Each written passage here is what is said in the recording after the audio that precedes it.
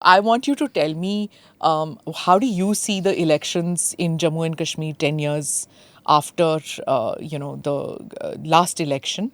And how do you see the Haryana elections? Everybody knows there's an anti-incumbency, though the BJP will deny it. So, in gist, tell me how you are seeing these two elections. Problem in our country is that nothing gets settled. So every time people thought that Lok Sabha election is there, that's going to decide. Mr. Modi came back, but the kind of verdict it came, so things are not settled. And that's where I think Haryana in particular has a lot of importance, that which way would it go.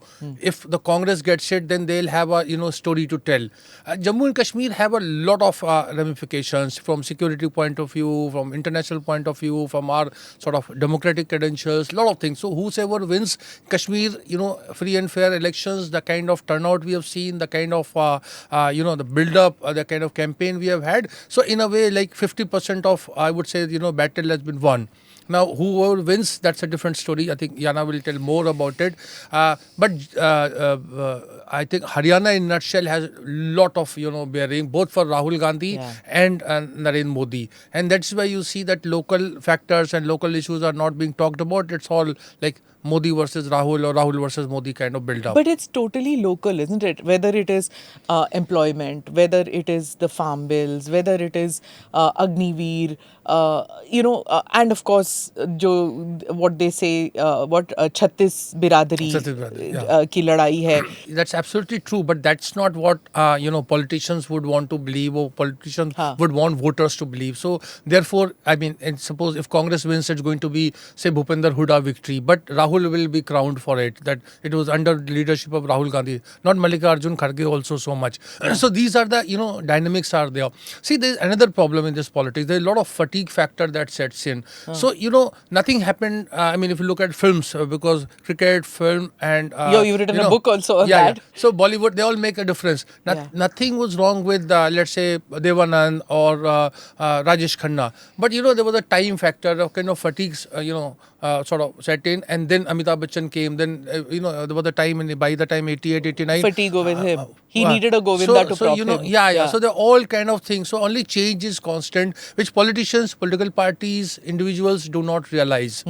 So therefore, there is always this build-up. I'm not taking names, but I'm just saying the law of diminishing returns sets in, and there are a lot of problems. But अगर हम fatigue factor आप जो कह रहे हो, अगर fatigue factor होता, तो why would Hooda have so much of a sway? Look at the talking point, look at the manifestos, look at the promises. If you make a distinction between OPS and NPS, that about new pension scheme and that old pension scheme, you look at the Congress and BJP manifesto again in Haryana or poll promises, they look very similar. Everybody is giving, money to women. Everybody is saying the same thing. Now the problem is, Hooda has been there for 10 years now. The BJP was there in 10 years, so they have nothing new to offer.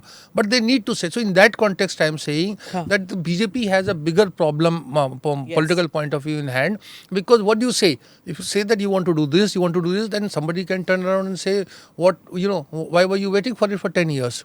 So therefore, look at the Congress focus and campaign points. They are all been targeting the local BJP rule or misrule, Khattar rule, now that Saini rule, all these things are there. And what the BJP is doing, reminding the voter, wo gundagardi chalti thi. See the kind of combination Congress is looking for. Yeah, all those transfer posting, all those things, parchi ghotala, all those things were there. The problem there is Kharcha also parcha. Kharcha or Kharchi parchi, whatever you want to call it. There is also social, coalition, because Jats are very powerful, that you were talking about, Lals and everybody. So they have anything 22 to 25% of votes. Now there is any 20% of Dalit votes are there. Yes.